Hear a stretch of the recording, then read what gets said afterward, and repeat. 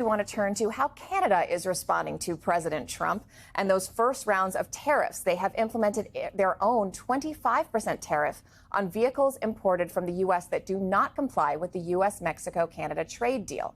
America's closest ally was not on the list of countries impacted by this latest round of Trump tariffs last week, but Canada's foreign minister says the U.S. relationship will never be the same. Here are the remarks from Prime Minister Mark Carney. We are facing the most significant crisis of our lifetimes because of President Trump's unjustified tariffs and his threats to our sovereignty. I tried to channel some of that when I spoke to him last week. And I said I and we will reject any attempt to weaken Canada. In this trade war, just like in hockey and in soccer, we will win. All right, joining us now is Martina Steves-Grudnev, Canada Bureau Chief for the New York Times. Of course, dragging out the soccer and hockey analogies there seem very appropriate. But I want to ask you, did Canada catch a bit of a break partially as a result of Carney and Premier Doug Ford's outreach efforts to the Trump administration? I don't know who made that happen. I think in part it is because the administration has different plans and different thoughts about free trade or free-ish trade in North America. But it is being framed here as a small victory in a really bad scenario where Canada is already hurting. So there's really no space for triumphalism, even though we are in the middle of a general election campaign. We have elections on April 28th, and certainly Mark Carney would love to claim this as a big success, but he's being cautious. And the reason is there's still a lot of pain on Canada already. It's been interesting to see Canadians that we all know and love get really riled up about this. I mean, I saw videos on TikTok of people scratching out Americano on coffee shop boards and replacing it with something more Canadian. I'm wondering, first of all, what you're hearing from average people. You have Carney and others saying this relationship could be irreparably damaged. Do you think that's accurate? Do you think Canadians are going to look at Americans differently going forward? And then I also want to ask you if you think the upcoming the upcoming Canadian election, which you just mentioned, had any impact on why Canada didn't get its own new round of tariffs this last time. Well, first of all, what is the average Canadian thinking? Obviously, we're not in everyone's minds, but we do know, and in part because of opinion research pertaining to the election, that people are really thinking about the United States, the relationship with the United States and the impact with the United States and the impact President Trump's tariffs and his overall attitude toward Canada have had on the sort of popular mind here. People certainly understand, even if they're not sort of, panicked, and a lot of people are, let me tell you, even if they don't belong in that category, I think the average person is really aware that what's happening in the United States right now, what it's doing to the U.S.-Canada relationship can be really damaging for Canada. And it's with that in mind that people will be heading to the polls in a few weeks. Now, with regards to whether the Canadian election impacted the U.S. attitude, can't really speak to that. It's really hard to really kind of tell apart what is driving President Trump's decision at this moment.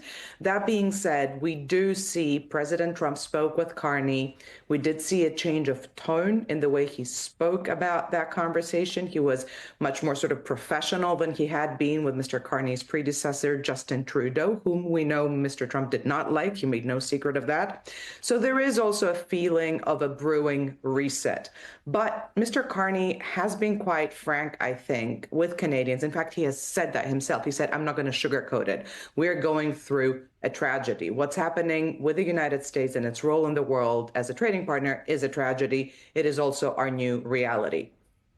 And very quickly, before I let you go, I want to ask you about this. Canada's Border Service Agency has started collecting a 25% surtax on U.S.-made goods coming from the U.S. into Canada. Now, that applies even to travelers who, went and bought stuff and are bringing it back from their trips.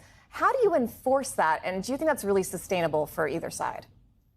It's a really interesting question. We do know that it's long been this pride point that the border between the U.S. and Canada is the world's longest unprotected boundary. In Canada, what we've said is we take stock of what the U.S. has done. And at the same time, we know that the relationship will never be the same again.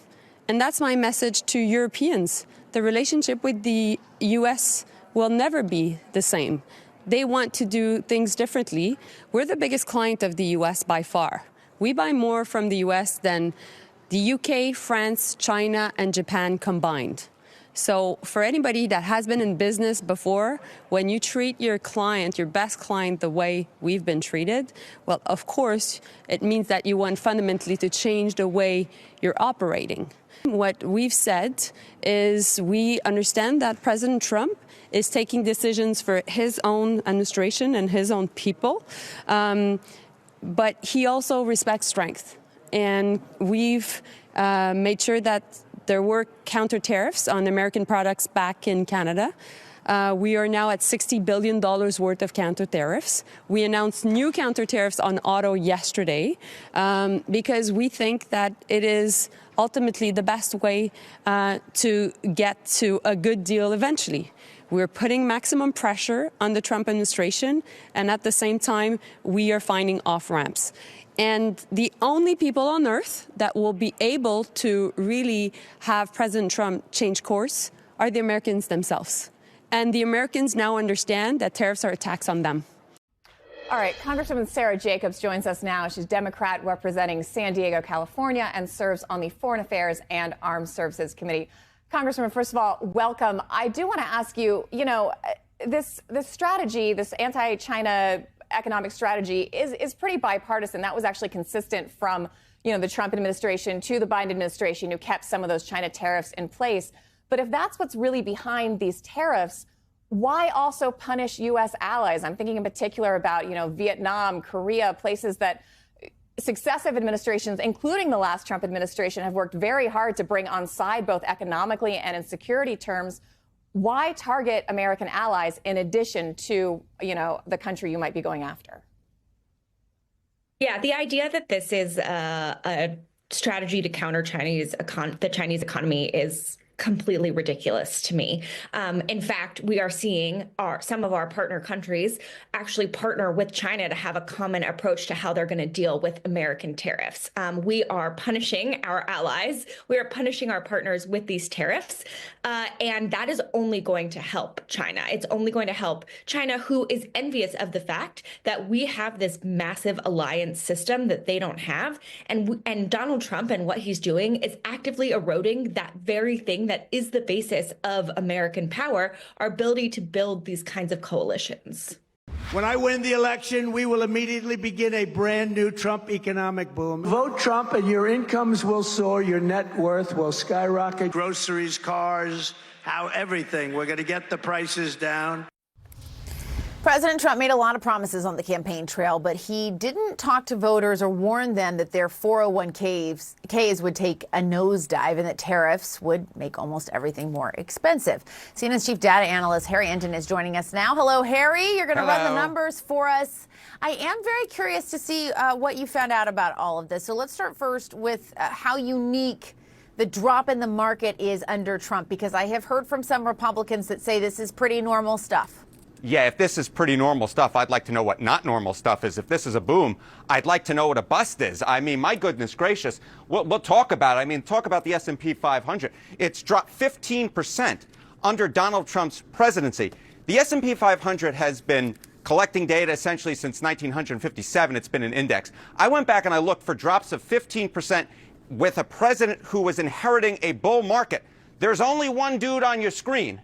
It's Donald John Trump. He is the only one to see a drop of 15% this soon into his presidency in the S&P 500 after inheriting a bull market. In fact, there's only one other president who has seen a drop of 15% this early on in his presidency, and that was George W. Bush back in 2001. But of course, he was in fact inheriting the dot-com bubble bust.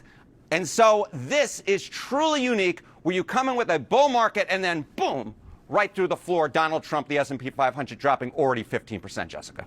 And so there's the market, but then there's the chance of broader economic problems.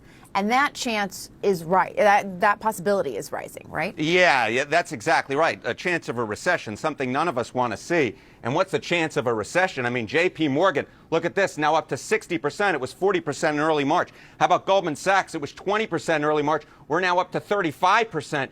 Basically, at this point, you average all these different companies together who put forecasts out on the chance of a recession. It's about 50-50, way up from where we were at the beginning of this year. Poly market, where you can trade, was, I think, a 30% chance at the beginning of the year. Now it's 60%. No bueno. What stays in the stock market, what happens in the stock market may not stay in the stock market, Jessica. And Americans do seem to be having an issue with how Trump is handling the economy right now. Yeah, I mean, you look at these numbers, you wouldn't be surprised to see Donald Trump's net approval rating. Compare it now to where it was at this point in the first term. In the first term, he was above water at plus 5 points. Where is he now? He's way underwater. He is swimming with the fishes. Look at this. He is the worst ever for a president at this point in a term, on record at minus 12 points. I just never thought I would see the day, because as we were hinting at the beginning, Trump promised an economic boom. Voters bought into it, but so far they ain't liking what they're seeing. Jimmy Carter's probably the best example of a president getting taken down by the economy recently. How long did it take 39th president to go into negative territory on the economy? Yeah, always when you think of economic bust, you think of Jimmy Carter, the recession that occurred under him, right? How long did it take him to get a negative net approval rating on the economy? It took him 11 months. It took him all the way until December 77, January of 78. Donald Trump already has a net negative approval rating only 2 months. Canada is fighting back. Again, one thing Canada has done really well, guys, is show to the Americans and to the world how this is not normal. This is not a normal dispute, and it's going to cause lasting damage beyond the tariffs. Look, the tariffs are bad, and I think one thing that Canada's done really well, other countries have pointed this out, Americans have pointed this out, like journalists have tried to tell people, no, a tariff is not a tax on foreigners, it's a tax on you. More accurately, it's a tax on anybody who import something, like a company, but then they always pass the tax on to the consumer. And honestly, given greedy corporations, they'll use the tariff as an excuse to raise the prices even more than the cost of the tariff. So you're going to get screwed. The regular working and middle class American will get screwed. But it's also, like Canada's pointing it out, they put ads up in the States, right? But it's also important to realize, like, this is hurting friendships. It's hurting real friendships. The policy is bad policy from like a math perspective, a right and wrong perspective. But even noted there, like if the goal is to make America strong and make us strong in the world and improve our global position, why are we hitting our friends, in some cases, even harder than our rivals? Like, I'm not even suggesting the U.S. should put heavy tariffs on China, but like, why are you hitting like Canada? Why are you hitting Mexico? Why are you hitting Penguin Island? Like, why? I'm assuming Santa at the North Pole is probably on the list. Santa's got to get tariffs now. The Easter Bunny. The leprechauns in Ireland too.